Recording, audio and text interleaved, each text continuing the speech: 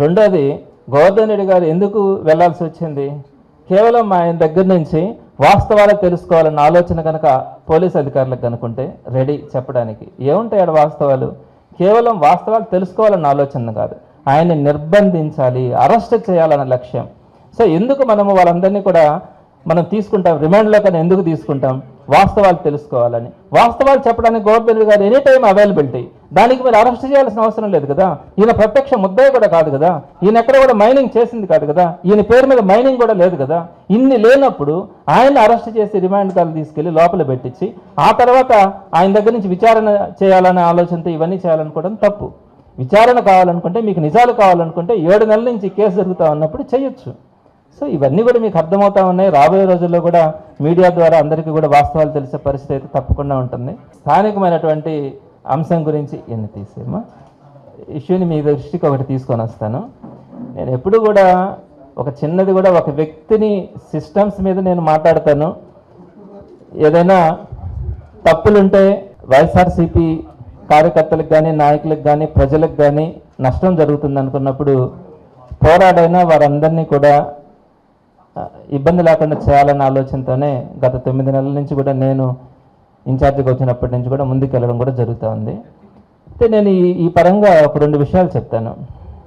ధర్మశాల గుంట దగ్గర 145 అతి నిరుపేద కుటుంబాలు ఉన్నాయండి. ఎస్సీ, ఎస్టీ, మైనారిటీకి సంబంధించినటువంటి అత్యంత పేదరికంలో ఉన్నటువంటి కుటుంబాలు అవన్నీ కూడా 30 సంవత్సరాల నుంచి వాళ్ళు అక్కడే ఉంటా ఉన్నారు. చాలామంది అంటా ఉన్నారు వాళ్ళకి చాలాసార్లు ల్యాండ్స్ ఇచ్చినారు, మళ్ళా వెళ్ళారు, మళ్ళీ వాటిని నమ్ముకుని మళ్ళీ వెనక్కి వచ్చినారు అని. ఫేక్. ఈ 30 ఇయర్స్లో పాపం వారందరూ కూడా అత్యంత నిరుపేదమైనటువంటి దుర్భరమైనటువంటి జీవితాన్ని పాపం వాళ్ళు గడుపుతూ ఉంటారు. 145 కుటుంబాలు అవన్నీ కూడా. అయితే వారందరినీ కూడా బలవంతంగా ఖాళీ చేయించాలా అన్న ఉద్దేశంతో వాళ్ళు ప్రయత్నించినప్పుడు నేను గత 2-3 రోజుల నుంచి ఫుల్ ఎఫర్ట్స్ని పెట్టి వారందరినీ కూడా ఆ ఇబ్బందులు కలగకుండా చేయడానికి ప్రయత్నం చేయడం జరిగింది. ఈరోజు కొంత సక్సెస్ అయినాం. అయితే నారాయణ గారు నిన్న ఒక స్టేట్మెంట్స్ కొన్నిట్లో చూసా నేను. వైసీపీ పుకారులు నమ్మద్దు, వైసీపీ చేస్తున్నటువంటి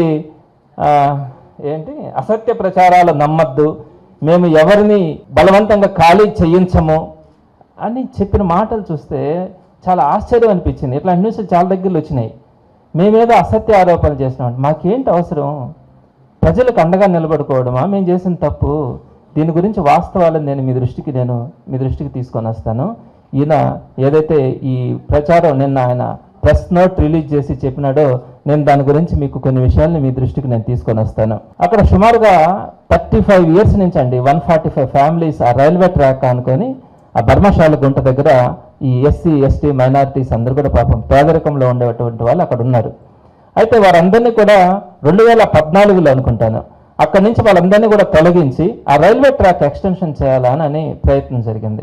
ఆ రోజు కూడా వైఎస్ఆర్సీపీ అండగా నిలబడింది. వాళ్ళకి చెప్పింది ఒకటే, ఈ రోజు కూడా ఒకటే చెప్తున్నాం, వాళ్ళని బలవంతంగా పంపించకుండా ఎక్కడొక దగ్గర ఇల్లు చూపించండి, వాళ్ళు వెళ్ళిపోతారు. ఇప్పుడు దాకా వాళ్ళకి ఇల్లు ఇవ్వలేదు, స్థలం ఇవ్వలేదు, ఇది వాస్తవం. ఒకవేళ ఇచ్చిందంటే మీరు ఏ నిర్ణయం తీసుకోవచ్చు.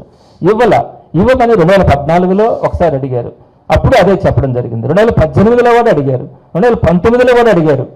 అయితే 2020లో గవర్నమెంట్ వచ్చిన తర్వాత కోవిడ్ టైం అయిపోయిన తర్వాత వాళ్ళకి 6 అంకణాల స్థలాలు వాళ్ళందరికీ కూడా కేటాయించడం, కానీ దాంట్లో వారందరూ కూడా హౌస్ కట్టుకోవడానికి సెంట్రల్ గవర్నమెంట్ నుంచి 1,50,000 రూపాయలు, అలానే స్టేట్ గవర్నమెంట్ నుంచి ఒక 30,000 1,80,000 రూపాయలని శాంక్షన్ చేయించడం కూడా జరిగింది. అయితే వాళ్ళు ప్రత్యేకంగా ఇంకా ఇల్లు బాగుండాలని వాళ్ళ కాయ కష్టం చేసుకొని ఇంకొక 30,000 రూపాయలు కూడా కొంతమంది ఆ కాంట్రాక్టర్కి కూడా ఇవ్వడం జరిగింది. అయితే అవన్నీ కూడా ఈ గవర్నమెంట్ వచ్చిన తర్వాత 75% కంప్లీట్ అయిపోయినటువంటి ఆ ఇల్లు అన్నీ కూడా ఆగిపోయినాయి. ఈ 1 ఇయర్లో ఆ ఇల్లులు ఎక్కడ కూడా ముందుకు అడుగు పెట్టాల. అయితే ఈ క్రమంలో ఒక 10 రోజుల క్రితం వారందరినీ కూడా ఆ ఇల్లులు ఖాళీ చేయమని చెప్పి డిపార్ట్మెంట్ వాళ్ళు వచ్చి ఇల్లులు పగలగొట్టారు. నేను మీకు ఇప్పుడు వీడియో చూపిస్తా. వాళ్ళు చెప్తున్నారు కదా, మేము అసలు ఏమీ చేయలేదు, వాళ్ళని ఎట్లాంటి ఇబ్బంది పెట్టలేదు, వైసీపీ చేస్తున్నటువంటి ఇది అసత్య ప్రచారం అన్నారు కదా. ఇల్లులు పగలగొట్టారండి. ఆ కళ్ళ నీళ్లు చూడలేం మహిళలది. ఆ తర్వాత మనకు తెలిసిన విషయం తెలిసిన తర్వాత వారందరినీ కూడా విచారిస్తే చిన్న చిన్న బిడ్డలు, ముసలోళ్ళు, అనారోగ్యవంతులు అందులో చాలామంది ఆ ఇళ్లలో ఉన్నారు. వాళ్ళందరినీ పరామర్శించిన తర్వాత ఆ తర్వాత రోజు మళ్ళా డిఎస్పీ కానీ వీరందరూ కూడా వెళ్ళి మీరందరూ ఇక్కడి నుంచి వెళ్ళిపోకపోతే బలవంతంగా బయట పంపించాల్సి వస్తుందని చెప్పి వారందరినీ కూడా వార్నింగ్ ఇచ్చినారు. ఇచ్చిన తర్వాత అప్పుడు నా దృష్టికి వచ్చినప్పుడు నేను ఆ రోజు ఆర్డీఓతో మాట్లాడాను, కమిషనర్తో మాట్లాడాను, తహసీల్దార్తో మాట్లాడాను. వాళ్ళందరూ కూడా ఒకరి మీద ఒకరు చెప్పుకుంటున్నారు, చూద్దాం చేద్దాం అని చెప్తా ఉన్నారు. ఆ తర్వాత మళ్ళా 4వ తారీఖున అక్కడ అనౌన్స్మెంట్ ఒకటి చేయించారు, వెహికల్ పంపించి 6వ తేదీ సాయంత్రం లోపల మీరు కనుక ఖాళీ చేయకపోతే 6వ తేదీ సాయంత్రం మీకు కరెంట్ కట్ చేస్తాం, 6వ తేదీ నైట్ జేసీబీని పెట్టి ఈ ఇళ్ళన్నింటిని కూడా పగలగొడతామని చెప్పి అక్కడ అనౌన్స్మెంట్ ఆటో పెట్టి అనౌన్స్మెంట్ చేయించారు. ఆ రోజు నేను అది తెలుసుకొని నేను మళ్ళీ కలెక్టర్ గారితో మాట్లాడాను. కలెక్టర్ గారు చాలా పాజిటివ్గా రెస్పాండ్ అయినారు. మీరు చెప్పేది నిజమండి, వాళ్ళని రోడ్డు మీద నిలబడి నేను ఆయనతో ఒకటే చెప్పాను, సార్ వాళ్ళని కనుక మనం ఈరోజు అవన్నీ కనుక బలవంతంగా జేసీబీ పెట్టి కనుక ఆ ఇల్లు కనుక తొలగిస్తే వాళ్ళ చెట్ల కింద ఉండాలన్నా కూడా ఎండాకాలంలో ఉండలేరు సార్, వాళ్ళకి చిన్న నీడ కూడా లేదు అని చెప్పి నేను రిక్వెస్ట్ చేసిన తర్వాత కలెక్టర్ గారు పాజిటివ్గా రెస్పాండ్ అయ్యి వెంటనే ఆయన ఆర్డీఓకి ఫోన్ చేసి, ఆర్డీఓ నాకు ఫోన్ చేసి చెప్పారు, సార్ ఇబ్బంది లేకుండా చేస్తామని చెప్పి నాకు 4వ తేదీ సాయంత్రం నాకు చెప్పడం కూడా జరిగింది. అయితే మళ్ళీ 5వ తేదీ మళ్ళీ ఆటోని పెట్టి మీ ఇళ్ళన్నింటినీ కూడా రేపు సాయంత్రం కూలదోస్తామని చెప్పి మళ్ళీ అక్కడికి మనిషిని పంపించారు. అప్పుడు మేము అక్కడికి వెళ్ళి అక్కడ పరిస్థితిని అంతా చూసి అప్పుడే అక్కడ ఒక మనిషి కూడా చచ్చిపోయాడు. ఆ చనిపోయిన వ్యక్తి దగ్గర కూడా కొద్దిసేపు ఉండి వాళ్ళందరికీ కూడా ఒక ధైర్యాన్ని చెప్పాం, మీకేం కాదని చెప్పి మళ్ళీ వాళ్ళందరినీ తీసుకొని కలెక్టర్ గారి దగ్గరికి వెళ్తే కలెక్టర్ గారు చెప్పినటువంటి మాట ఏంటంటే టిట్కో హౌసెస్ మనకి ఖాళీగా ఉన్నాయి, టెంపరీగా వీళ్ళందరినీ టిట్కో హౌసెస్లో పెడతాం, ఆ తర్వాత వాళ్ళందరికీ కూడా ఓన్ హౌసెస్ కన్స్ట్రక్షన్ కంప్లీట్ అయిపోయిన తర్వాత వీరందరినీ కూడా అక్కడికి షిఫ్ట్ చేస్తామని చెప్పి ఆ రోజు ఒక మాట కూడా ఆయన చెప్పినారు. నిన్న చెప్పిన తర్వాత అదే మాటను వాళ్ళకి చెప్పి వాళ్ళకి ధైర్యాన్ని చెప్పడం కూడా జరిగింది. అయితే ఈ ప్రాసెస్ అంతా జరిగి మేము ఇంత కష్టపడిన తర్వాత నిన్న సాయంత్రం నారాయణ గారి దగ్గరికి కూడా వీళ్ళు వెళ్ళారు. నారాయణ గారిని కూడా ఎక్కడ నేను తప్పు పట్టలేదు, ఎందుకని నేను ఆయన తప్పు పెడితే నా మీద కోపాన్ని మళ్ళీ వాళ్ళ మీద చూపిస్తారని నేను ఆయన్ని మీడియా పరంగా కూడా రిక్వెస్ట్ చేసుకున్నాను, సార్ మీరు పెద్ద మనసు చేసుకొని ఆ పేదవాళ్ళని కనికరించండి, వాళ్ళకి ఏదైనా ఇల్లు చూపించండి, వెళ్ళిపోతారు, మేమేం డెవలప్మెంట్ యాక్టివిటీస్కి వ్యతిరేకం కాదు, ఖచ్చితంగా వాళ్ళందరూ కూడా వెళ్ళిపోతారు, మీరు ఆల్టర్నేటివ్ చూపించండి అని రిక్వెస్ట్ చేయడం కూడా జరిగింది. అయితే వైసీపీ వాళ్ళు చేస్తున్న అసత్య ప్రచారాలు నమ్మొద్దని చెప్పి ఆయన ఒక ప్రెస్ నోట్ పంపించినారు. దాంట్లో మీడియాలో కూడా చాలా వచ్చింది. నేను చాలా బాధపడ్డాను. నేను ఎప్పుడు కూడా ఆయన్ని వ్యక్తిగతంగా విమర్శించాలనుకోలే, తప్పు అయితే తప్పనే చెప్తాం. పేదవాళ్ళు కళ్ళ నీళ్ళు వస్తాయి వాళ్ళ విషయాన్ని చూసినప్పుడు. సో ఇప్పుడు ఇంత ఎఫర్ట్స్ పెట్టాం మేము 2 రోజులుగా అందరితో కూడా మాట్లాడి ఆ ఇల్లు కొట్టేయకుండా కాపాడడానికి కూడా ప్రయత్నించడం జరిగింది.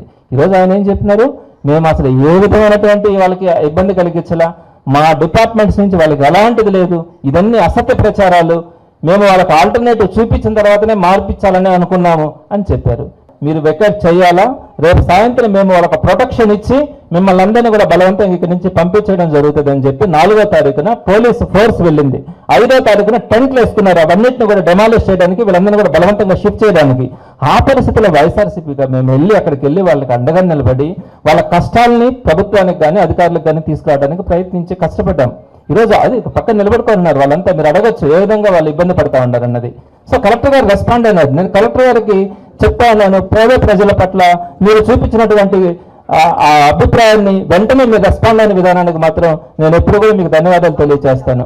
మరి గవర్నమెంట్ చూడాలా, అలాంటి పేదలను నిర్దాక్షిణ్యంగా మనం బయట పంపించేస్తే వాళ్ళు ఎలా బతుకుతారండి?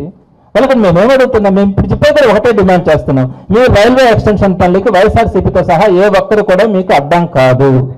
అక్కడ మీకు రైల్వే స్థలం ఎంత ఉందో అంతవరకే మీరు ఆక్యుపై చేసుకోండి, మిగతా దాంట్లో మీరు పాపం పేదవాళ్ళని ఏమి లేపాల్సిన అవసరం లే. రైల్వే ట్రాక్ ఎంతవరకు ఉందో అక్కడ ఉన్నటువంటి సుమారుగా 40-50 కుటుంబాలు ఉంటే ఆ 40-50 కుటుంబాలు కావాలంటే షిఫ్ట్ చేయడానికి మేము వాళ్ళని చెప్తాం. అయితే ఆ 40-50 కుటుంబాలకి టెంపరీగా ఇప్పుడు టిట్కో హౌసెస్ ఖాళీగా ఉన్నాయి కదా, ఆ టిట్కో హౌసెస్ వాళ్ళకి ఇవ్వండి. ఆ టిట్కో హౌసెస్ ఇచ్చిన తర్వాత ఈ 6 సైట్లో ఏదైతే డబ్బులన్నీ వచ్చేసి ఉన్నాయో, కాంట్రాక్టర్ దగ్గర డబ్బులు ఉన్నాయో, ఆ ఇల్లులు కంప్లీట్ చేయించండి. ఒక 1 మంత్లో కంప్లీట్ అయిపోతాయి. కంప్లీట్ చేయించి వాళ్ళు అక్కడి నుంచి అక్కడికి షిఫ్ట్ చేయండి. ఎవ్వరు కూడా ఇబ్బంది పడదు. రైల్వే డిపార్ట్మెంట్ స్థలం ఎంత ఉందో అంత మాత్రమే తీసుకోండి, మిగతా దాంట్లో అంతా కూడా వచ్చి వాళ్ళందరినీ కూడా లేపాల్సినంత అవసరం ఏంటి? మీరు గమనించారు కదా ఎంత దారుణంగా కొట్టేశారు. వాళ్ళందరూ అడ్డుపడి మళ్ళీ ఆపుకున్నారు. ఆ తర్వాత మేము వెళ్ళి వాళ్ళకి అండగా నిలబడ్డాం. దీన్ని ఎక్కడన్నా మేము ప్రచారం చేసుకున్నామా? దాన్ని ఇష్యూ చేయాలంటే అక్కడ గందరగోళం చేయొచ్చు కదా, చేయదలుచుకోలే. వాళ్ళకి మంచి జరగాల, న్యాయం జరగాల అని వైఎస్ఆర్సీపీ ఆలోచించింది. ఈ రోజు మా మీదనే మీరు బురదేయాలని చూస్తే ఏ విధంగా చెప్పాలండి? ఇట్లాంటి చాలా ఇష్యూస్ ఉన్నాయి.